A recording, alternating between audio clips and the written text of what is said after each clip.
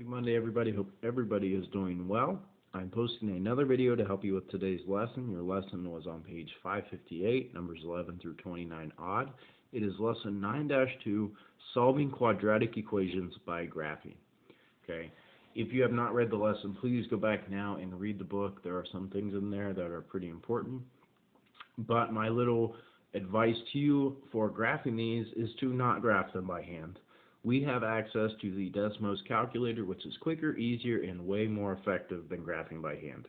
Okay, and in fact, that's how I'm going to show you today, is by using the Desmos graphing calculator.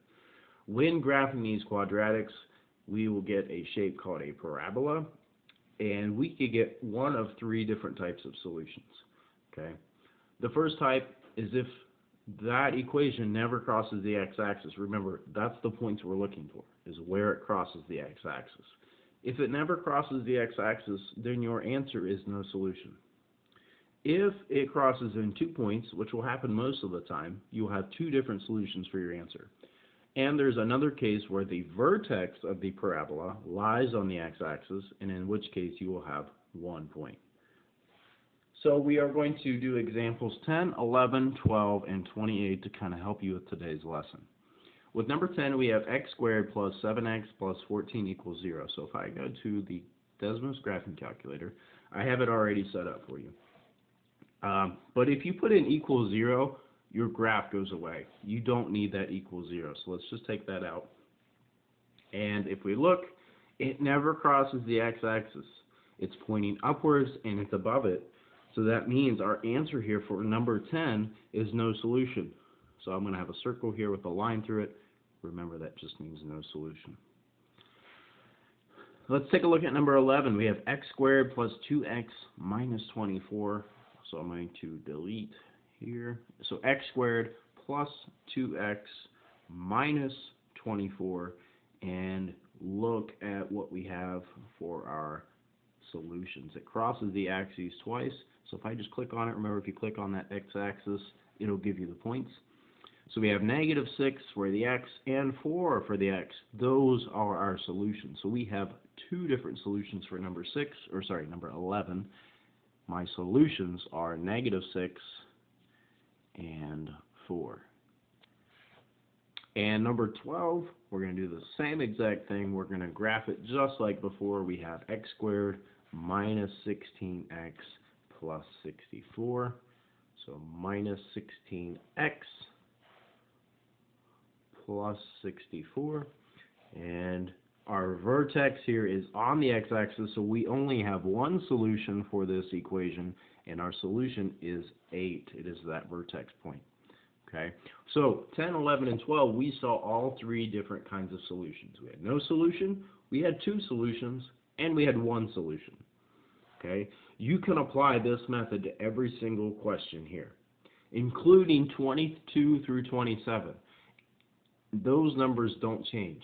All right, you still do the same exact thing. It's just now you're going to have to estimate the roots to the nearest tenth. They're going to be decimals. All right, so you're going to have to estimate it to the nearest tenth. And number 28 and 29, so 29 was your assignment. I'm going to do 28 to kind of help you with it. You don't have to plug in anything. All right, we are looking for how long the ball is in the air. So that means from point 0 to point 0, how long does it take? So if we graph it, we don't need to plug any numbers in. We can just plug in this equation here. So if I plug in h equals -16 squared, t squared, plus 47t plus 3, it will give me that shape that I want. So let me see, h equals, then we have -16t squared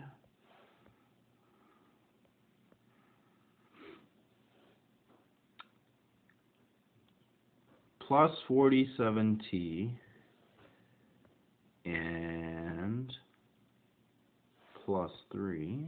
And if I look, I only care about how long the ball is in the air. So from point 0 to point 0. So from here until my second point of intersection, which is 3. So it took the ball 3 seconds to hit the ground. So that would be my answer for number 28. And that's how you would answer the same way with 29. Okay, you are looking at how long until the riders reach the bottom. You are looking for how long does it take that arc to get to 0. Okay, where does it cross that x-axis? Okay, so hopefully 28 there helps you with 29. Okay, one last thing, if you take a look at a question like number 14, I mentioned this earlier, you have x squared plus 14x equals negative 49. Remember, we need a 0 here, so I have to move it to the other side, in which case I get x squared plus 14x plus 49 equals 0, and then when I graph, all I have to do is type this part in. Okay. Now, you could type in the whole thing and it still might work, but I just recommend doing this. Okay.